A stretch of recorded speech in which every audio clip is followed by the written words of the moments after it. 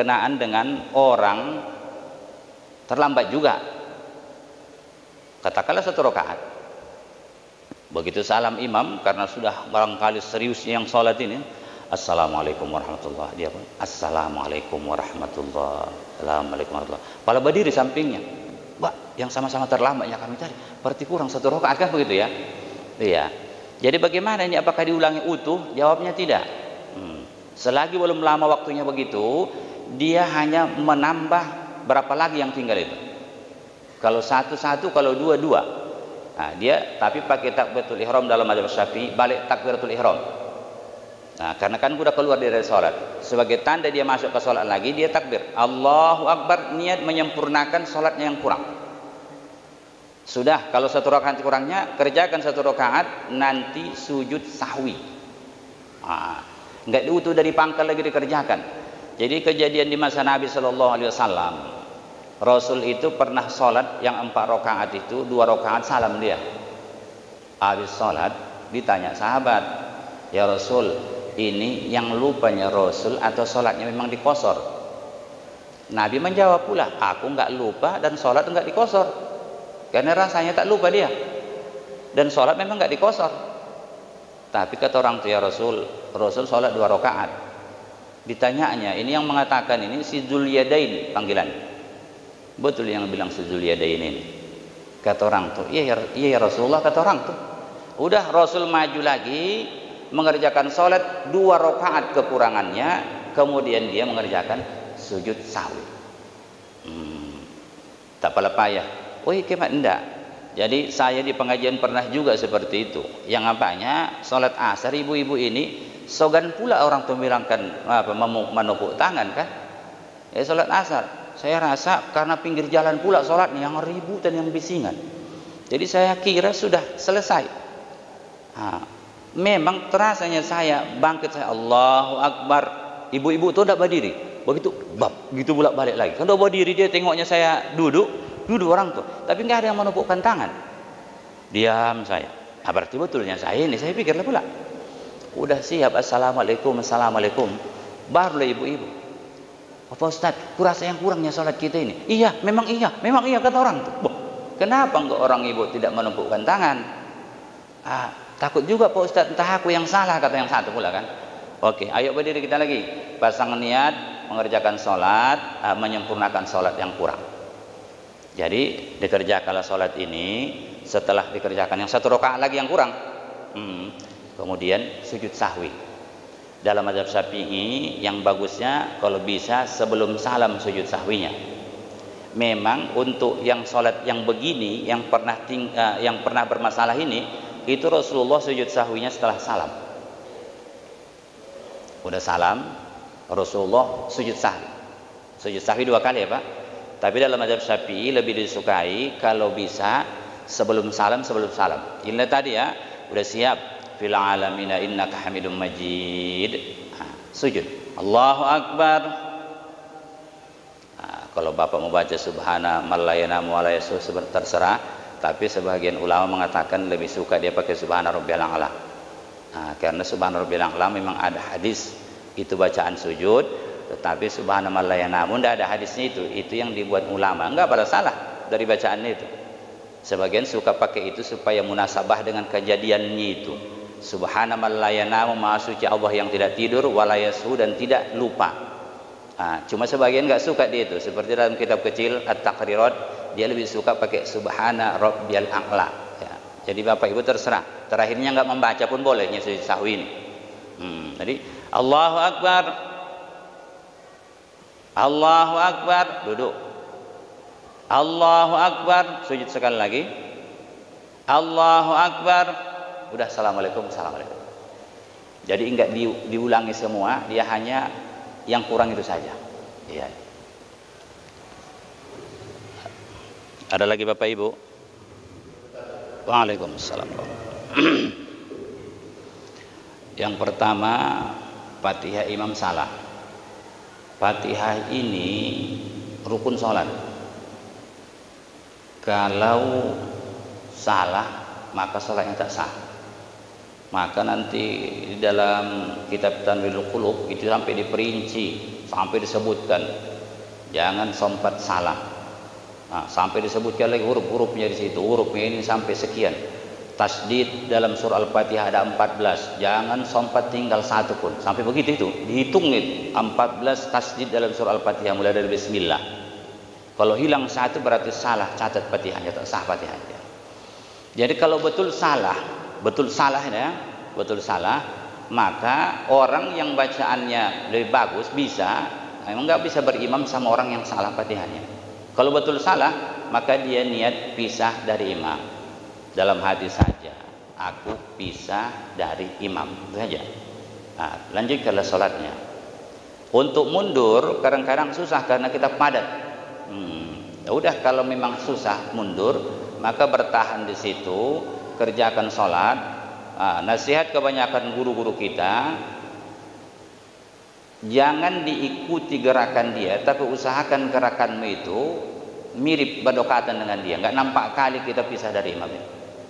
Jadi kalau memang betul imam tertentu ada kesalahan dalam bacaan, nanti setelah sholat itu seharusnya dikasih tahu, mana tahu kalau sering lagi dia mau jadi imam.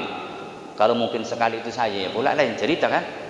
Nah, jadi kalau memang dia sering jadi imam, makanya sekarang adanya pula guru-guru kita tahsin ya.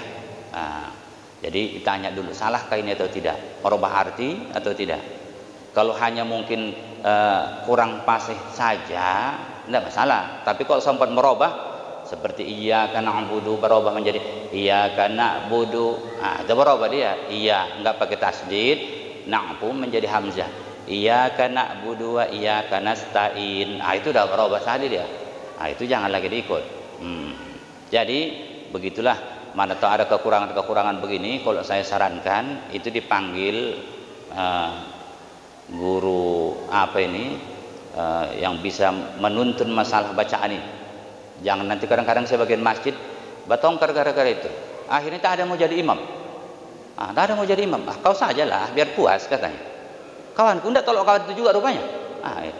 Jadi dipanggil tanpa menyudutkan seseorang, panggil sama-sama kita belajar. Sama-sama belajar.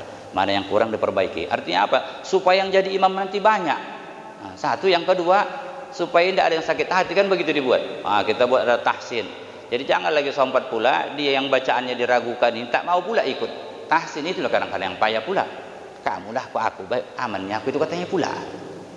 Tapi tidak mau juga dia, maju juga dia. Ini maksudnya kok bisa jangan seperti itu. Kita ikuti saja. Saya malah kok bisa jangan jadi imam.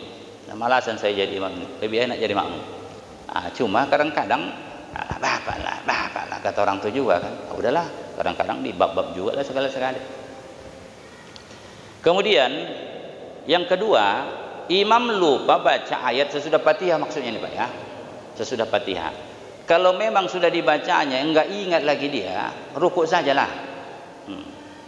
Nanti ditukarnya, iya kok dapat lagi dia. Karena kadang-kadang ada pengalaman orang yang sudah lupa sekali ini mau keduanya bisa lupa lagi baliknya. Udah ada dia goncang. Kalau memang enggak dapat lagi. Saya pernah sholat subuh, padahal pula baliknya dibaca Sabbihisma itu di Baitul Muslimin. Bisa sholat subuh, lupa saya. Baru lagi beberapa ayat. Jadi datang Bang Saibon habis sholat, kenapa yang enggak abang ingatkan? Aku rasa dapatnya itu. Memang dapatnya tapi lupa. Bisa pula lupa, pula balik dibaca. Entah mungkin belum lagi connect waktu subuh itu, tak tahu lah. Baca, lupa, diam. Enggak diajarinya juga. Ini enggak menjadi, rukuk saja saya. Rukuk aja saya. Habis sholat lah baru.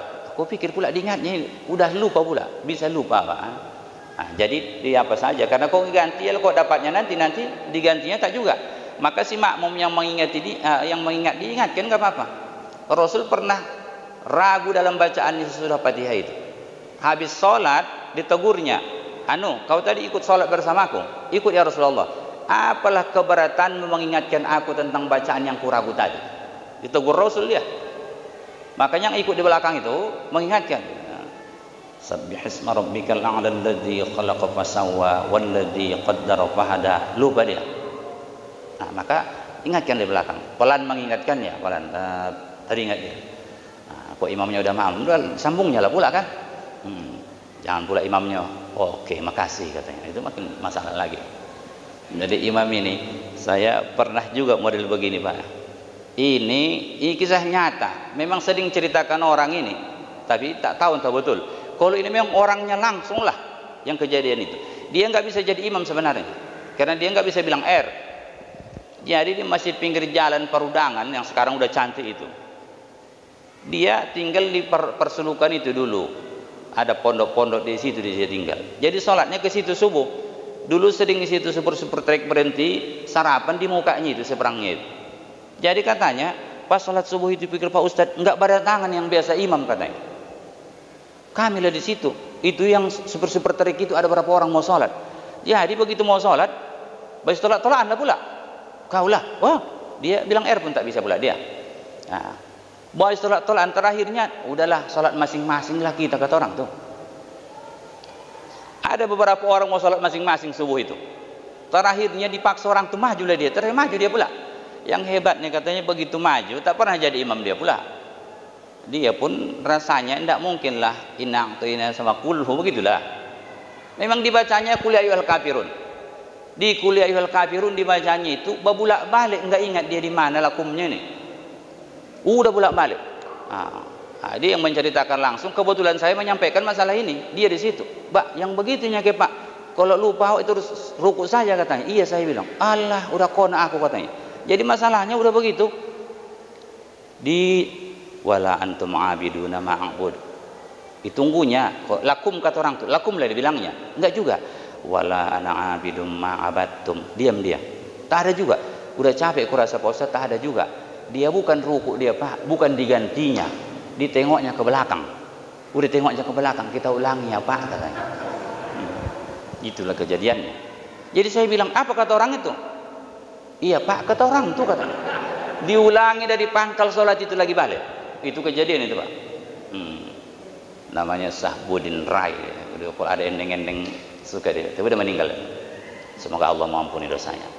Jadi kalau udah nggak apa-apa dia lagi, yang bagusnya ruku saja. Ya, khawatir kalau gantinya tak dapat lagi ya. Iya.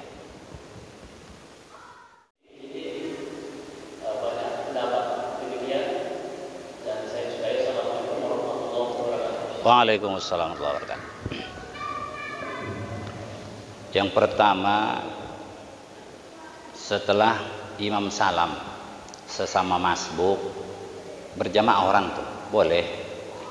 Berarti yang satu berniat menjadikan si anu sebagai imam. Mundur dia sikit.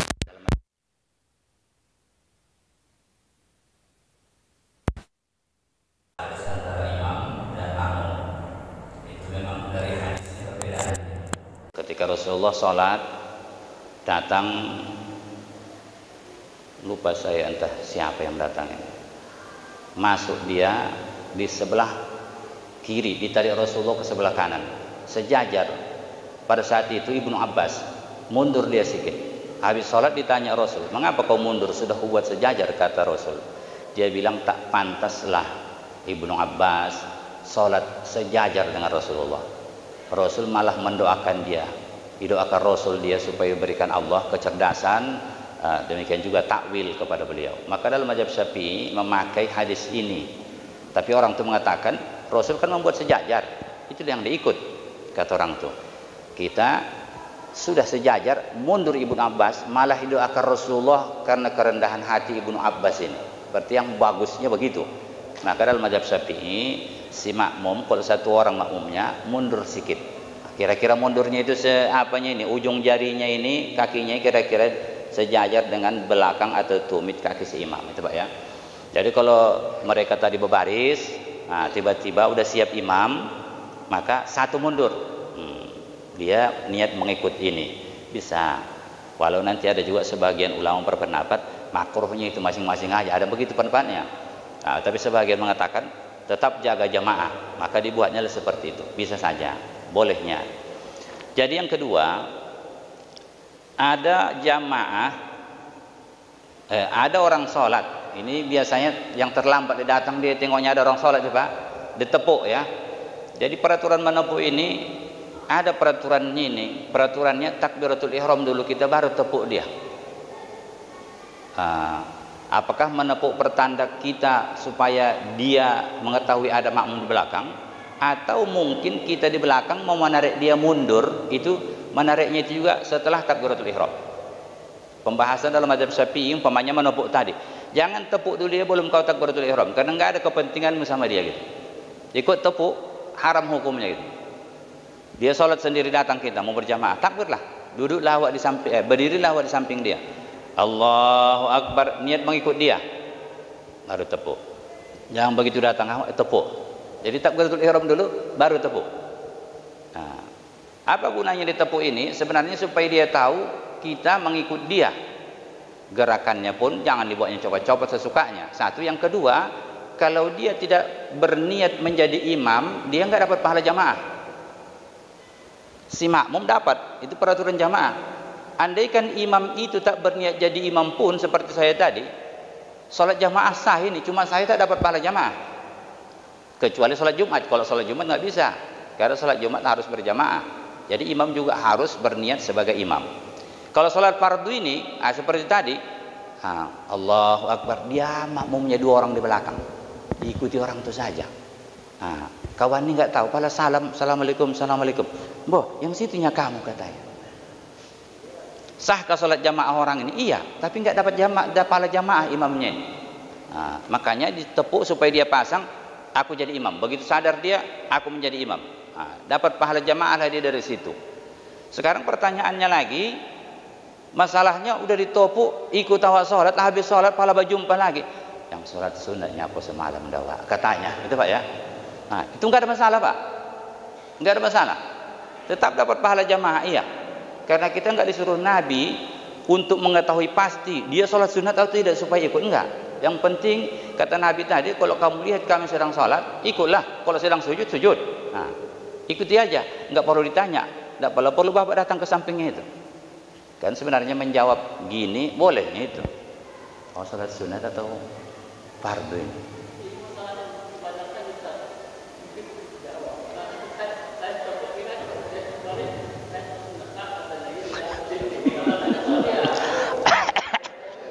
Imamnya itu yang bercakap, kita tengoknya salat sunatnya aku katanya. Iya, berarti dia yang tak tahu itu Pak, dia yang tak tahu. Andaikan bapak udah takbir belum? Udah takbiratul ihram bapak belum?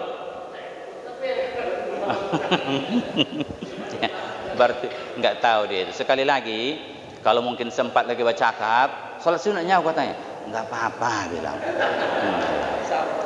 Iya. Iya, itulah dah. Tapi sahnya itu, andaikan sholat sunat pun nggak ada masalah sebenarnya. Cuma kadang-kadang karena nggak tahu dia kan, dikojarnya pula lagi makmum itu udah siap sholat, dikojarnya. Ulangi sholatmu katanya. Kenapa rupanya? Yang sholat sunatnya aku tadi itu katanya. Nggak tahu dia. Sahnya itu, dia sholat sunat kita sholat fardu, mengikut imam sama dia sahnya sholatnya. Jadi karena nggak tahu dia barangkali seperti itu dia Pak. Iya. Iya.